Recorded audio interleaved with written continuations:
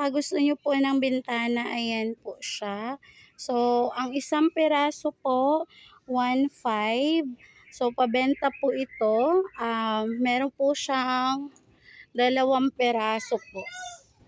So, ayan, papalitan lang po yung mga salamin kasi po nag-renovate po sila ng bahay. So, nagpalit po sila ng bintana. Galing po ito sa old house, kaya po yung kanyang bakal, solid po siya. Ayan, solid po yung bakal niya.